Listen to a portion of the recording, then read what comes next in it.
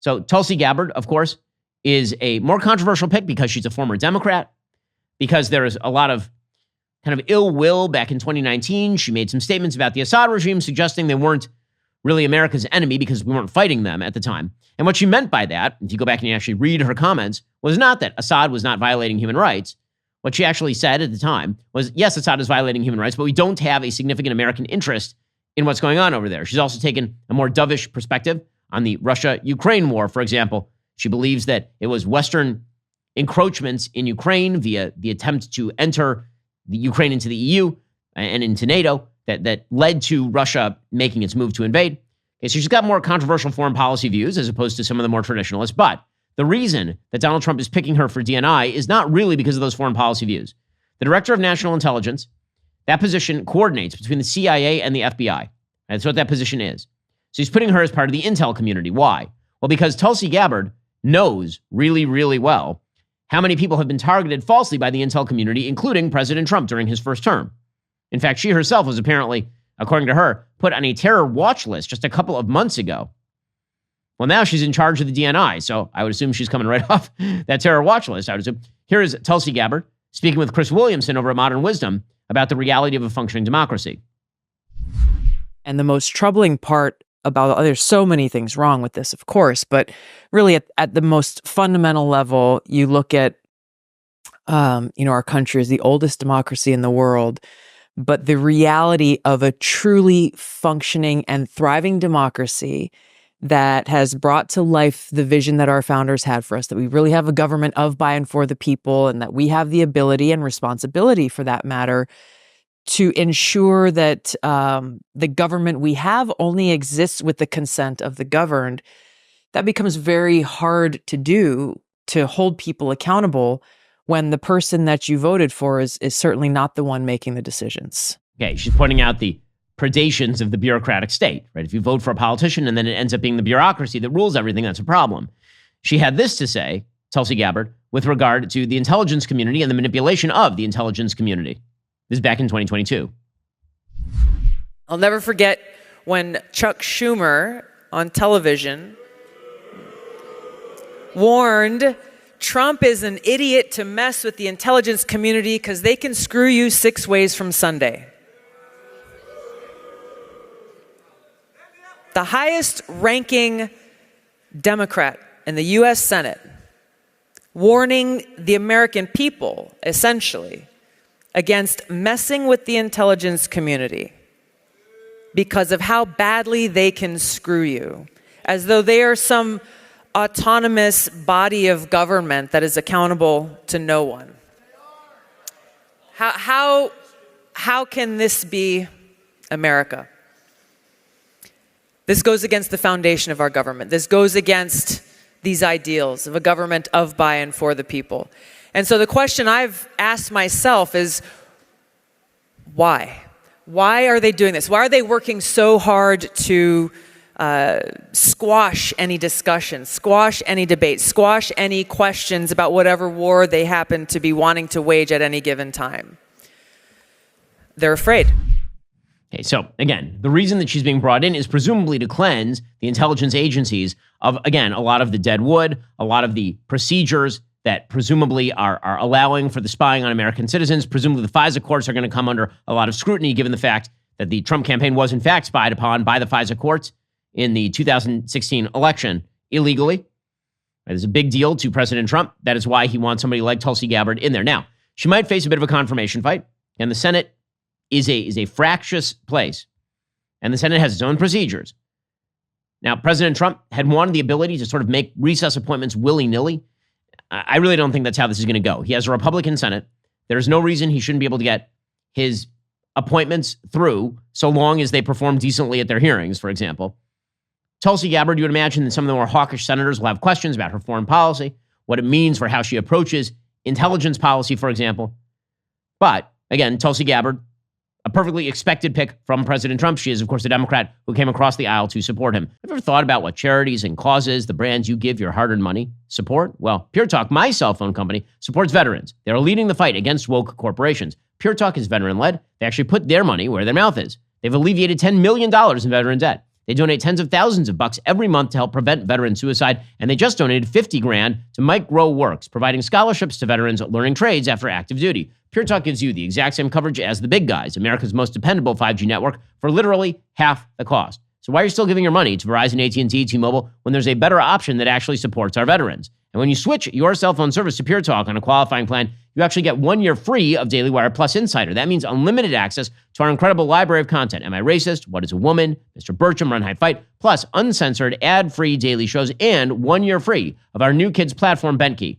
But the only way you can get this special offer is by going to puretalk.com/Shapiro, or you can call and mention my name. Stop overpaying for your cell phone plan. Go to puretalk.com/Shapiro today. Switch to a qualifying plan. Get 1 year free of Daily Wire Plus Insider. The most controversial pick of the day was not Tulsi Gabbard. The most controversial pick of the day was Matt Gaetz, Representative Matt Gaetz from Florida. Now, of course, Matt Gaetz is famous for a variety of reasons. He's incredibly colorful, shall we say. Matt Gaetz says a lot of inflammatory things. Does a lot of things for the online crowd.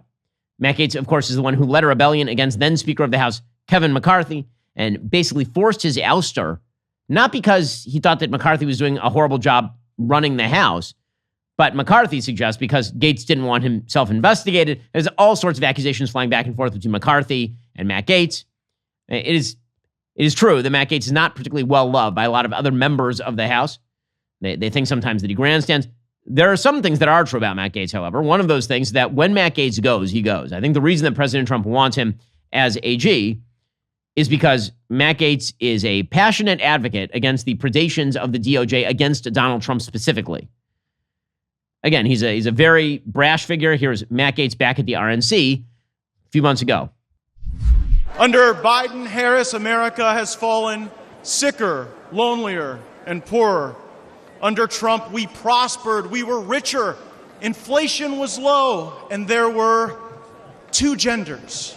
The swamp draining will recommence soon, and I will be President Trump's strongest ally in Congress to pass term limits, to stop taxpayer funding for political campaigns, to ban members of Congress for life from becoming lobbyists, and for the same reason you don't let the referee bet on the game, ban members of Congress from trading individual stocks. We are on a mission to rescue and save this country, and we ride or die with Donald John Trump to the end. Thank you all so much.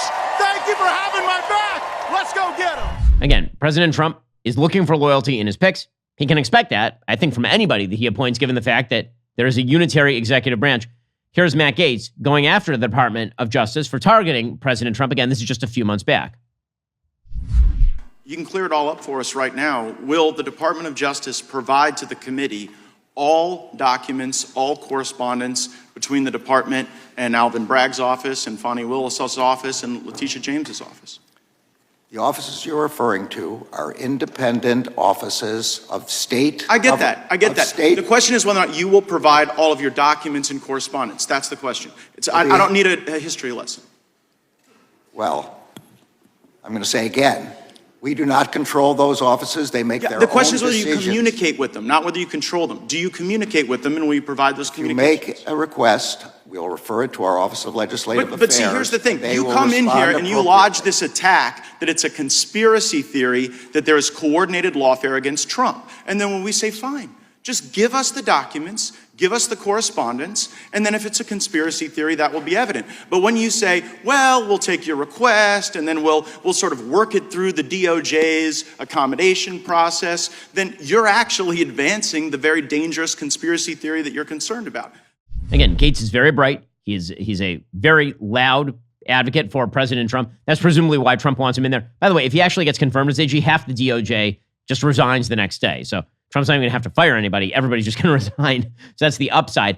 Whether he gets through a confirmation battle is another question. There are already several senators who have come out expressing serious doubts about Matt Gaetz.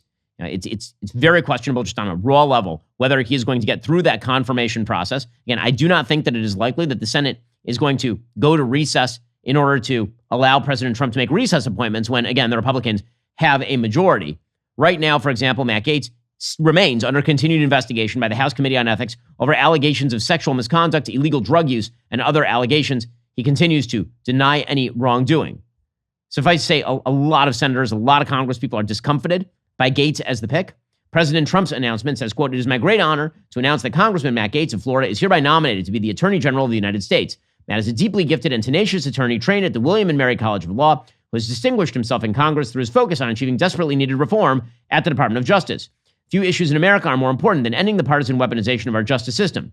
Matt will end weaponized government, protect our borders, dismantle criminal organizations, and restore Americans' badly shattered faith and confidence in the Justice Department. On the House Judiciary Committee, which performs oversight of DOJ, Matt played a key role in defeating the Russia hoax and exposing alarming and systemic government corruption and weaponization. He's a champion for Constitution and the rule of law." Now, again, you can see exactly why Trump picked him. With that said, it's going to be a rough road for him in the confirmation battle because there are a lot of Republicans who look at the allegations surrounding him, or they look at the sort of fractious way that he approached his fellow members of Congress. This sort of stuff does matter in confirmation hearings. That is an uphill battle for President Trump. Now, that may have some sort of unintended good consequences, by the way. If it turns out that the entire Senate expends all of its ire on Matt Gaetz, it means that some of the other supposedly controversial nominees, like, for example, Pete Hegseth for Secretary of Defense, who's a terrific pick, would probably get through relatively unscathed. Because if you're a Republican and you're going to reject one of Trump's picks and you have to prioritize, there's some Republicans in the Senate who are going to prioritize Gaetz over Hegseth. That would not be a giant shock. So there may be some unintended side effects of Gaetz' nomination, even if he doesn't pass through the confirmation process. However, that is definitely going to be Trump's hardest pick in terms of getting that nominee through a Senate that is fairly closely divided. Remember, the Republicans in the Senate only hold 53 seats. So all it takes is 4 Republican senators dropping off, and Gaetz is toast. Already you have a multiplicity of senators who have signaled their discomfort with the idea of Matt Gaetz as Attorney General. By the way, if it doesn't end up being Matt Gaetz, Donald Trump has a wide plethora of different attorneys on the Republican side of the aisle who will be just as aggressive as Matt Gaetz in that position. Again, Gaetz may get confirmed. All I'm saying is that even if he's not, it's not like a mispick by Trump. It's not like Trump did something terribly wrong here. It just means that Gaetz would not be the guy. It would be someone else who'd give you most of the benefits and maybe not some of the drawbacks that Matt Gaetz apparently presents to some of his colleagues. Matt Gaetz, by the way, has already resigned his seat effective immediately. There's a lot of speculation about why that is. Is he trying to still avoid this House investigation? What is it? His justification, the one that he gave to Mike Johnson, is that he's trying to resign early so that Governor DeSantis in Florida can declare an early election as fast as possible, because there's about an 8-week period to select and fill in a vacancy. And so the idea would be that if he resigns now, then his seat gets filled by another Republican. He's in a solid R district before this begins to be a problem for the Republican majority in Congress. That'd be the justification Gaetz is giving. Are you tired of the lies and the twists of the mainstream media talking points? Yeah, me too. Join me in my newest series, Fact, where I dismantle and bring truth to this tiring mainstream agenda.